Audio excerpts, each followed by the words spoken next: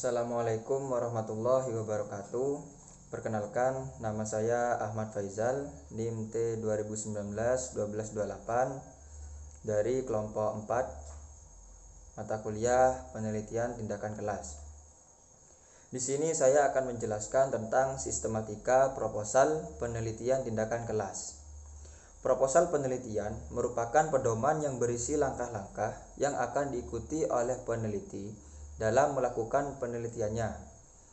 Penyusunan proposal atau usulan penelitian merupakan langkah awal yang harus dilakukan oleh peneliti sebelum memulai kegiatan penelitian tindakan kelas.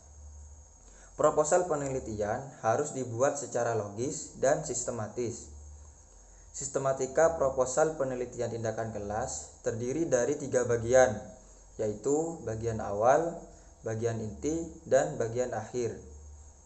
Sistematika inti proposal penelitian tindakan kelas yaitu yang pertama, bab 1 pendahuluan yang terdiri dari judul penelitian, latar belakang masalah, identifikasi masalah, rumusan masalah, cara memecahkan masalah, tujuan penelitian, dan manfaat penelitian. Yang kedua yaitu kajian pustaka, terdiri dari landasan teori dan hipotesis tindakan. Yang ketiga, metodologi penelitian, yang terdiri dari pendekatan dan jenis penelitian, lokasi, waktu, subjek penelitian, prosedur penelitian, pelaksanaan siklus penelitian, teknik pengumpulan data, instrumen penilaian, keabsahan data, indikator kinerja, tim peneliti, dan jadwal penelitian. Bagian akhir proposal yaitu terdiri dari daftar pustaka dan lampiran. Selanjutnya saya akan menjelaskan bagian awal dari sistematika penelitian tindakan kelas, yakni bab 1 pendahuluan, terdiri dari yang pertama judul penelitian.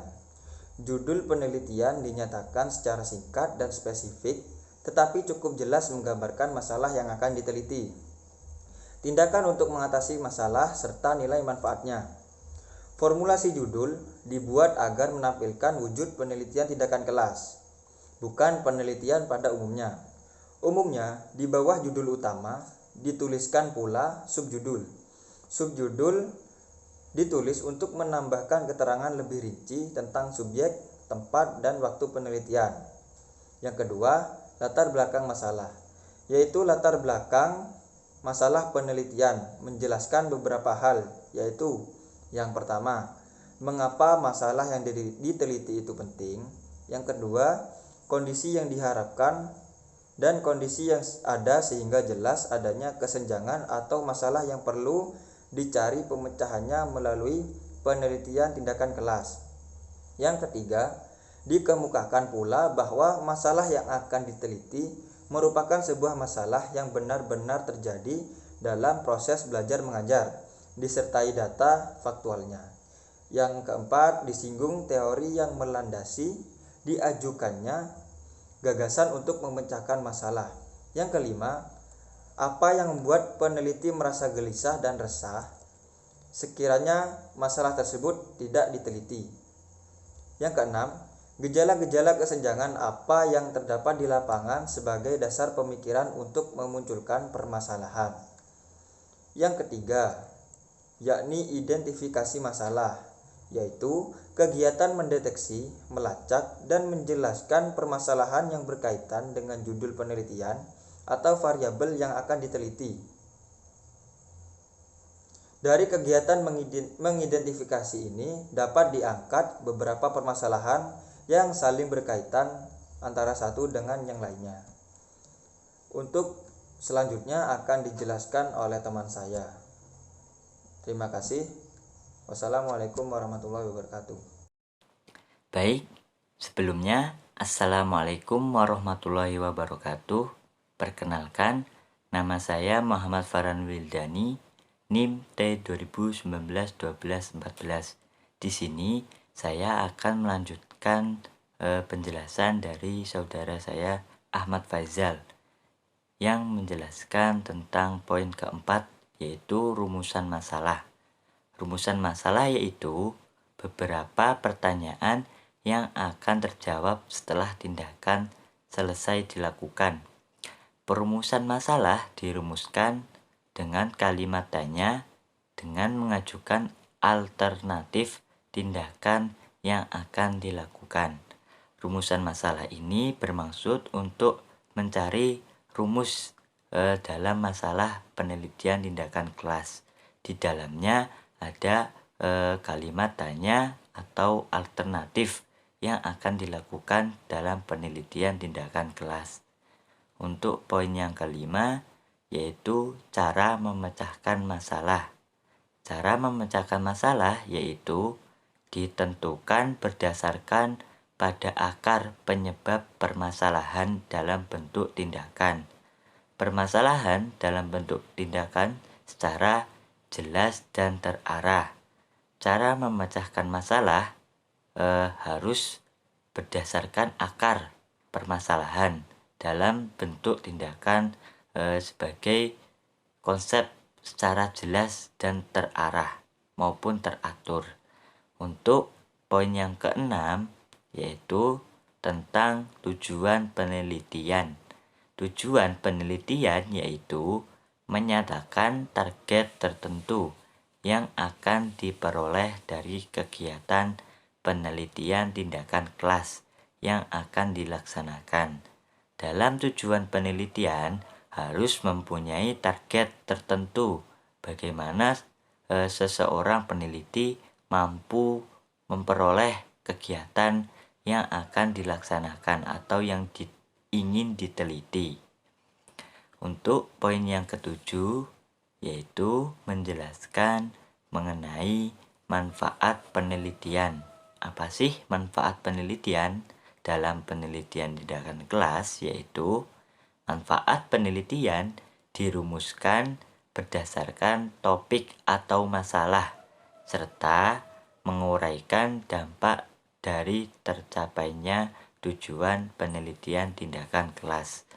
Manfaat penelitian sendiri harus mempunyai topik atau masalah untuk menguraikan dampak yang akan diteliti. Jadi ingin seperti mempunyai tujuan dalam penelitian tindakan kelas. Itu saja yang bisa saya sampaikan. Selanjutnya akan dilanjutkan oleh teman saya. Terima kasih. Bismillahirrahmanirrahim. Assalamualaikum warahmatullahi wabarakatuh. Perkenalkan, nama saya Rifatul Adibah, NIM T 2019-1216. Di sini saya akan menjelaskan tentang kajian pustaka. Kajian pustaka merupakan kegiatan yang bertujuan untuk mengumpulkan data dan informasi ilmiah berupa teori-teori, metode, atau pendekatan yang pernah berkembang dan telah terdokumentasi dalam bentuk buku, jurnal, naskah, catatan yang terdapat di perpustakaan. Di dalam kajian pustaka terdapat kajian terdahulu dan kajian teori.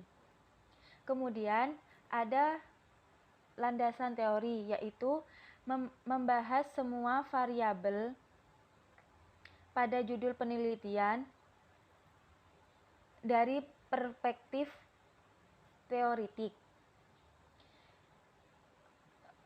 Contohnya, landasan teori yang diperlukan untuk PTK berjudul meningkatkan keaktifan mempelajari materi, mengubah pecahan bisa menjadi persen dengan perkembangan kooperatif tipe STAD siswa kelas 5 SD. Kemudian, hipotesis tindakan yaitu merupakan jawaban sementara terhadap rumusan masalah penelitian, di mana rumusan masalah penelitian telah dinyatakan dalam bentuk kalimat pertanyaan. Sekian penjelasan dari saya. Assalamualaikum warahmatullahi wabarakatuh.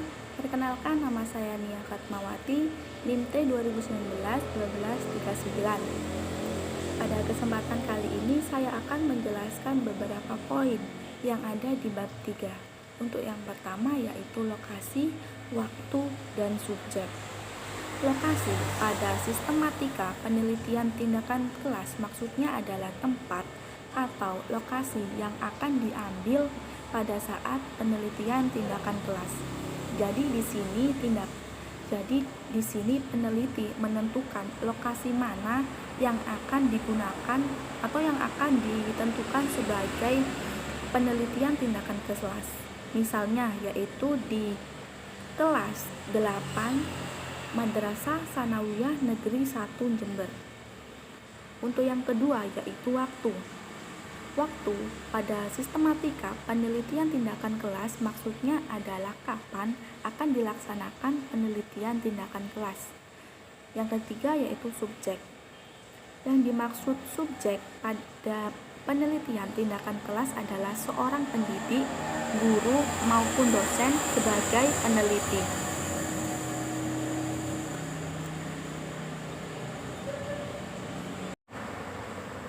Selanjutnya yaitu prosedur penelitian. Prosedur penelitian merupakan langkah-langkah yang dipakai untuk mengumpulkan data guna menjawab pertanyaan peneliti yang diajukan di dalam penelitian. Pada bagian prosedur penelitian ini menjelaskan secara rinci tahap-tahap yang akan dilaksanakan pada saat penelitian, seperti perencanaan tindakan, pelaksanaan tindakan, observasi, dan analisis refleksi. Keempatnya harus muncul pada siklus mulai siklus pertama sampai siklus keempat. Selanjutnya yaitu tentang pelaksanaan siklus penelitian. Pada bagian pelaksanaan siklus penelitian dijelaskan tentang beberapa jumlah siklus PTK yang akan dilakukan. Untuk yang pertama yaitu pada tahap perencanaan atau planning. Pada tahap planning ini, peneliti menjelaskan persiapan-persiapan yang akan dilaksanakan peneliti, seperti rencana pelaksanaan pembelajaran atau observasi. Untuk yang kedua yaitu tahap pelaksanaan atau acting. Pada tahap pelaksanaan dilakukan kegiatan atau penerapan dari perencanaan tindakan. Kegiatan ini penting karena tujuan penelitian PTK adalah untuk memperbaiki proses pembelajaran. Yang ketiga yaitu tahap pengamatan atau observasi. Tahap pengamatan mencakup dua kegiatan yang akan diamati. Yang pertama yaitu kegiatan belajar peserta didik dan kedua yaitu kegiatan pembelajaran. Hasil dari pengamatan akan bermanfaat atau akan digunakan peneliti sebagai bahan refleksi untuk memperbaiki pembelajaran pada tahap berikutnya. Yang keempat yaitu tahap refleksi. Tahap refleksi merupakan tahap inti atau tahap evaluasi dari penelitian tindakan kelas, yaitu tahap diskusi dari hasil pengamatan yang dilakukan oleh peneliti. Hasil dari refleksi dapat digunakan sebagai bahan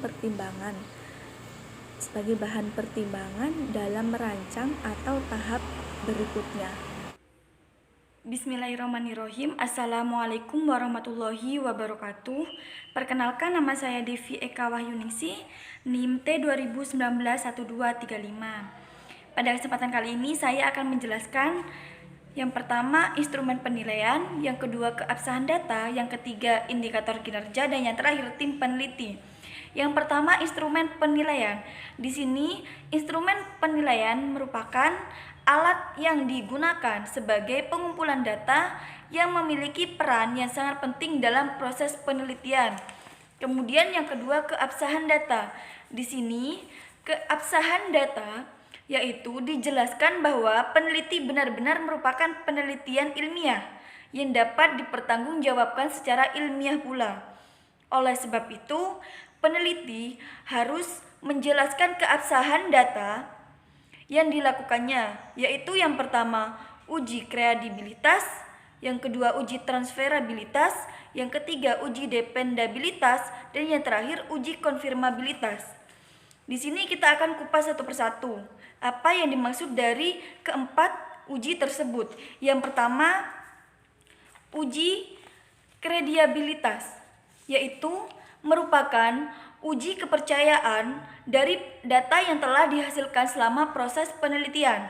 Yang kedua, uji transferabilitas merupakan teknik menguji validitas eksternal di dalam penelitian.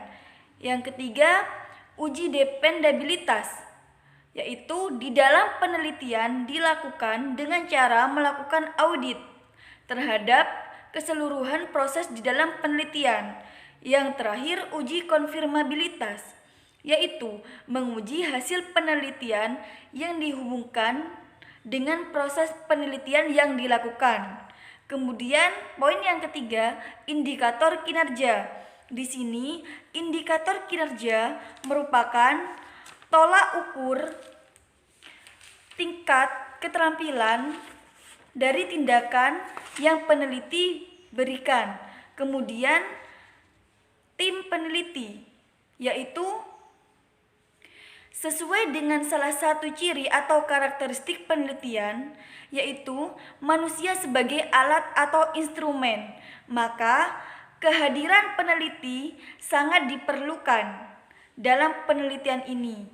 Kemudian peneliti di sini bertindak sebagai pengamat dan pemberi tindakan. Mungkin itu saja yang bisa saya sampaikan. Semoga bisa bermanfaat. Wassalamualaikum warahmatullahi wabarakatuh. Assalamualaikum warahmatullahi wabarakatuh. Perkenalkan, nama saya Azi Nur Ferdana, NIM T 2019-1219. Di sini saya akan menjelaskan tentang jadwal penelitian. Dalam jadwal penelitian berisi penjelasan tahap kegiatan yang akan dilakukan, yaitu meliputi persiapan, pelaksanaan, dan pelaporan hasil penelitian beserta lamanya waktu pelaksanaan dalam penelitian. Adapun isi jadwal yang berisi pada jadwal penelitian. Yang pertama, menyusun proposal, yang kedua menyusun instrumen, yang ketiga menyusun RPP, yang keempat menvalidasi instrumen, yang kelima merancang pembelajaran, yang keenam melaksanakan pembelajaran dan reflektif, yang ketujuh penyusunan laporan, yang kedelapan seminar hasil penelitian, dan yang terakhir pelaporan hasil penelitian. Selanjutnya saya akan menjelaskan tentang daftar pustaka dalam sebuah penelitian. Daftar pustaka, di sini peneliti menyantumkan seluruh bahan pustaka yang telah atau hendak digunakan dalam proposal penelitian. Adapun beberapa hal yang penting dikemukakan terkait dengan penulisan daftar pustaka dalam sebuah proposal penelitian tindakan kelas, yaitu daftar pustaka dituliskan secara konsisten dan alfabet. Ini sesuai dengan salah satu model baku. Yang kedua, dalam sumber yang dicantumkan dalam daftar pustaka harus benar-benar merujuk pada sebuah batang tubuh. Yang ketiga, pada semua sumber yang dirujuk dalam batang tubuh harus dicantumkan dalam penulisan daftar pustaka. Mungkin itu saja yang dapat saya sampaikan. Kurang lebihnya saya mohon maaf. Selanjutnya yaitu lampiran. Lampiran yaitu peneliti melampirkan bahan-bahan yang melengkapi proposal penelitian yang akan diajukan. Misalnya yaitu siatus, RPP, lembar observasi, soal, dan lain sebagainya. Sekian penjelasan dari saya, kurang lebihnya mohon maaf. Wassalamualaikum warahmatullahi wabarakatuh.